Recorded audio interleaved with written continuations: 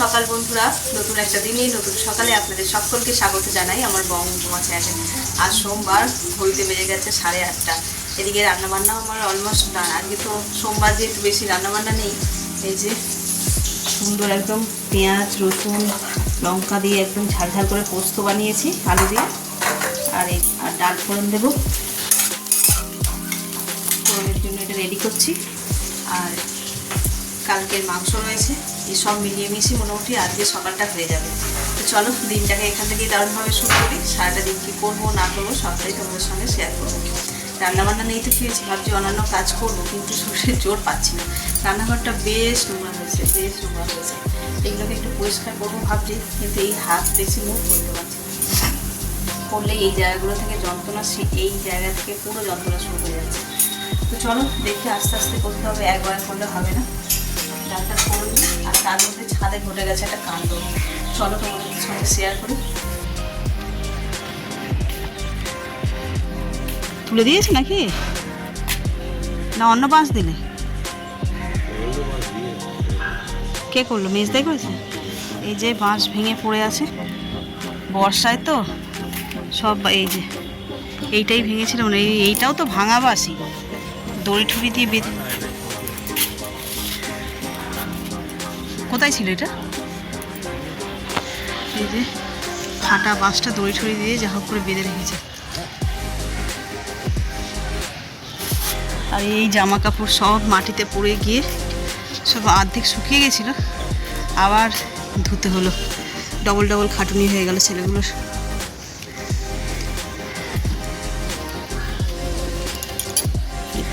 কি অপূর্ব লাগছে গো মা, এই দেখো, বুঝতে পারছো কি একটি ডালে না দুটো ডালে হয়েছে।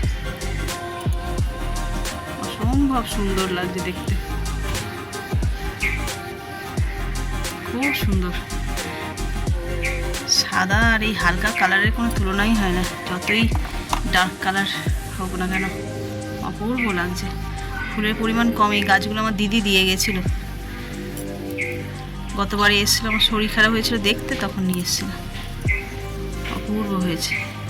আর এই একটা লিলি গাছের মতন এটাই বেঁচেছে, একটা দুটো।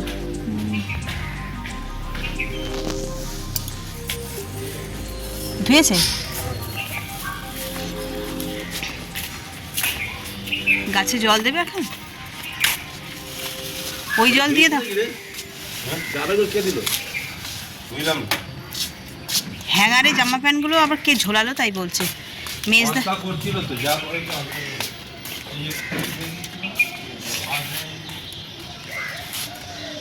চলো তোমাদের একটা জিনিস দেখাই। মাগো, বহু প্রতীক্ষার ফল। এই দেখো, বুঝতে পারছো? প্রথম ফল। এই গাছটা কত 2 বছর হয়েছে এসছে? 2, 2.5, 3। এটা সেই এর সময় গেলাম, গিয়ে নিয়ে আসলাম। বাবু যদি দেখিস ভিডিওটা, তাহলে দেখ, তোর গাছে ফল ফলিয়েই ছাড়লো আমরা। 2 বছর ধরে মানে অপেক্ষায় থেকে থেকে থেকে থেকে দেখে, মানে অপেক্ষা করে করে করে করে আলটিমেটলি ফলন ধরেছে। একটাই ধরেছে মানে। আর তোমার ফুল ফুটেছিল আগে একটা, দেখেছি সেটা ঝরে গিয়েছে।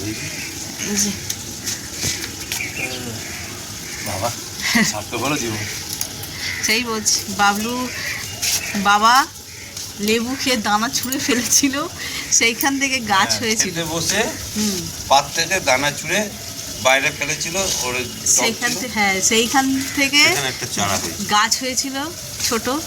সেইটাকে আবার ও রাখতে পারবে না বলে আমাদের দিয়ে দিয়েছিল, তাকে নিয়ে যাও তোমাদের ছাদে বসাবে। তো সেইখান থেকে নিয়ে এসে দিন গুনছিলাম আমরা, কবে এতে ফলন ধরাতে পারবো। তো ফাইনালি হয়েছে, খুব খুশি। এবার হাড়ে করে নাইবা হলো, একটা আধটা হলেই হবে। খাওয়াচ্ছে দেখার খুশি বেশি। আরও এবছর একটা হয়েছে, পরের বছর হয়তো আরও হবে। আশা রাখি হবে।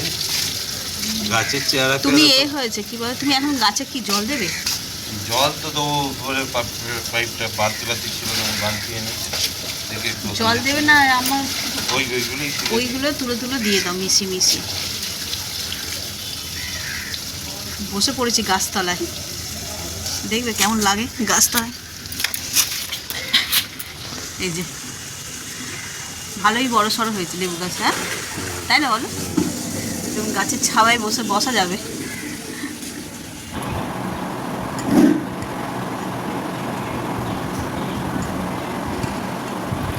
বাদাম ছাড়াচ্ছি, রান্না হয়ে গেছে, যেহেতু রান্না তেমন করিনি কিছু, ডাল আর আলু পোস্ত করেছি, ওটা হয়ে গেছে। এই ব্রেকফাস্টের জন্য এগ বয়েল দিয়েছি আর এই বাদামগুলোকে ছাড়াচ্ছি।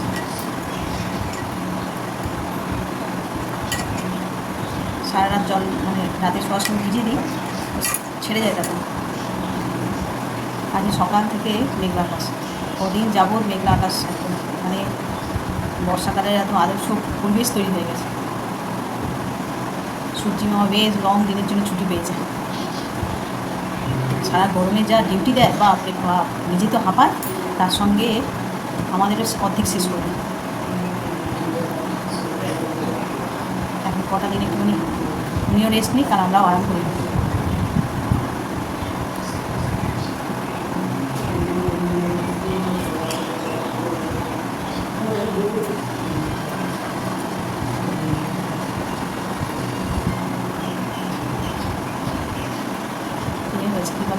আগে যখন ছোটো ছিলাম, চৈত্র মাসের সেল দিত না, পয়লা বৈশাখের জন্য চৈত্র মাসের সেল, সেই চৈত্র মাসের সেলের কী ক্রেজ ছিল।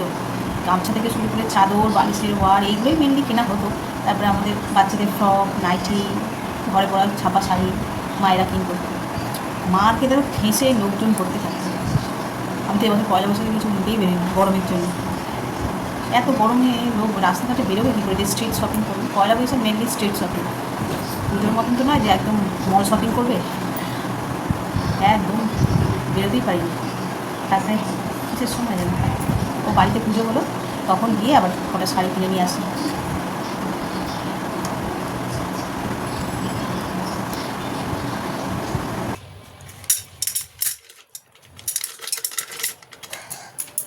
দু প্যাকেটই ঢেলে দেবেন, মা আছে খাবে কি, আমি বাটারগুলো পুরো জমে গেছে।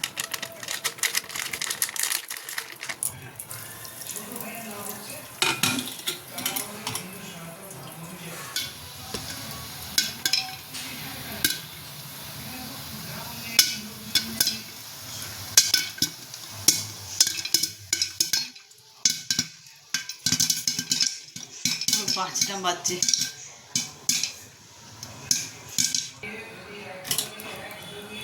এই যে হয়ে গেছে।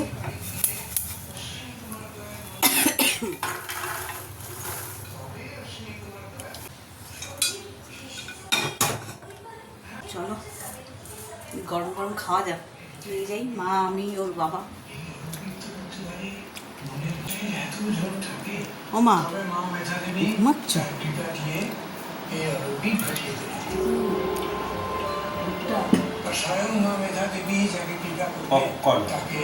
খাও গরম গরম, তুমিও খাও।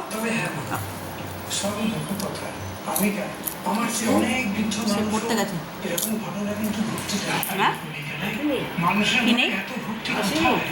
না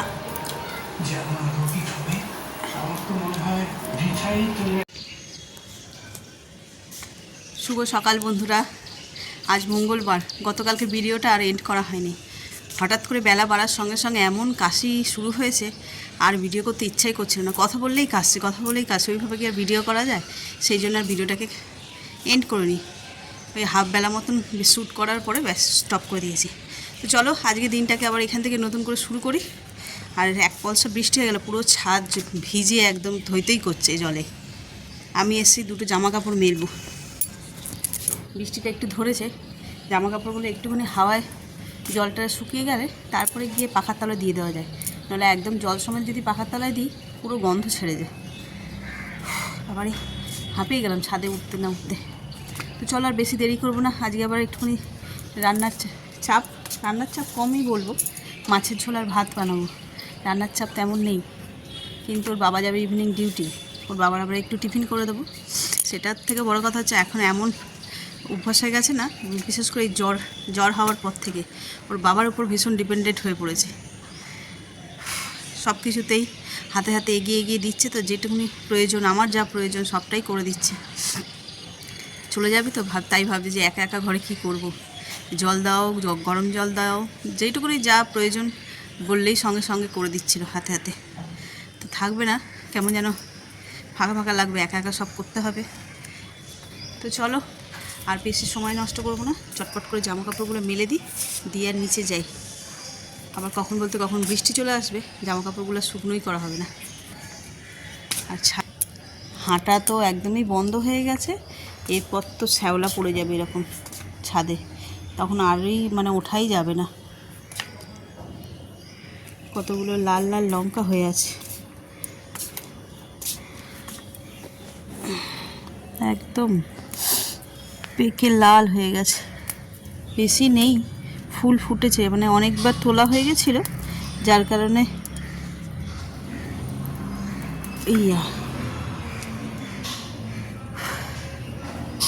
এই কটা হলো।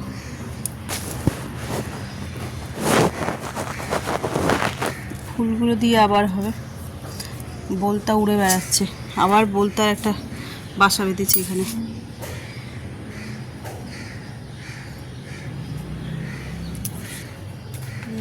মেলে নি জামা কাপড়গুলো আগে।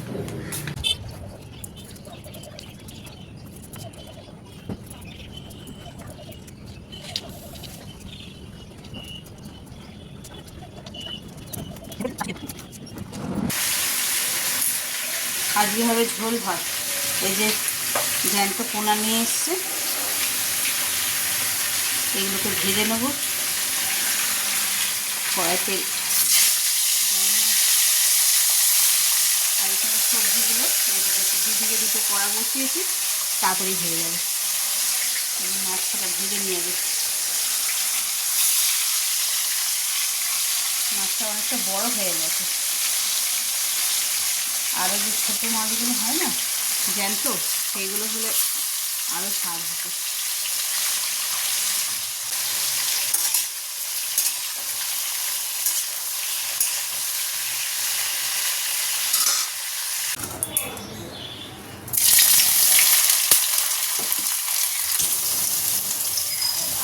এর মধ্যেই অল্প একটু নুন দিয়ে দেবো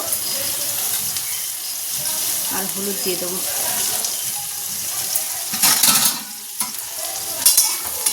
এবার এটাকে ভালো করে ভেজে নেব।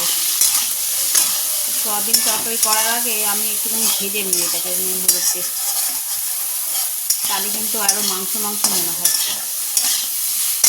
রান্না তো সকাল সকাল হয়েই গেছে, ঝোল আর ভাত করেছি, এখন ঘড়িতে বাজে 11টা।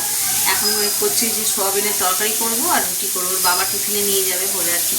তো চলো করে নিই এটাকে, একদম পুরো মাংসের মতন করে পেঁয়াজ, আদা, রসুন, টমেটো, কাঁচা লঙ্কা সব কিছু ব্যবহার করে এটা করবো, সোয়াবিনটা করবো। এটা আলু দেবো না, একদম কষা কষা করে করবো। আগে ভেজে নিই, ততক্ষণে মশলাটাও রেডি করে নিই। সোয়াবিনগুলো সব ভাজা হয়ে গেছে, এবার এই যে এখানে মশলাটা কষে নেব।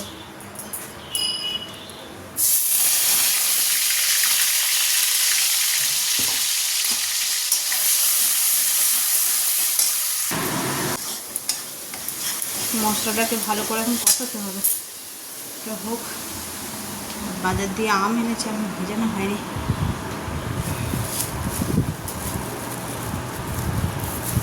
বাবা কত বড় বড় আম, কি আম কে জানে।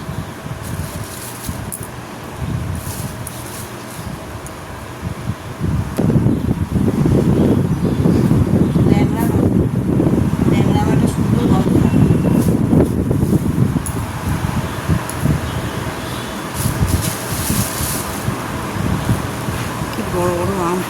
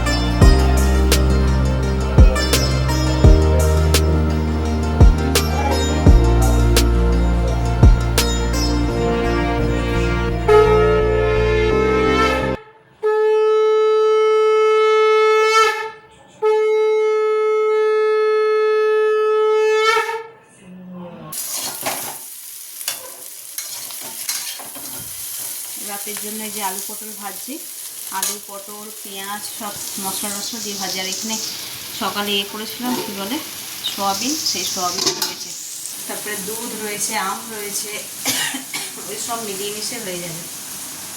আজকে আর রাতে নিয়ে খাবার নিয়ে আর কি কোনো চাপ নেই, যা যা আছে ওটাই হয়ে যাবে। তো চলো ভিডিওটা এই পর্যন্তই রাখছি। এত পর্যন্ত যারা দেখছো তাদের অসংখ্য ধন্যবাদ। আর এত পর্যন্ত দেখে যদি কিছু ভালো লেগে থাকে তাহলে please like, comment, share and subscribe. সকলে ভালো থাকবেন, সুস্থ থাকবেন। আগামীকাল আবার একটা নতুন ভিডিওর সঙ্গে দেখা হচ্ছে। Good night.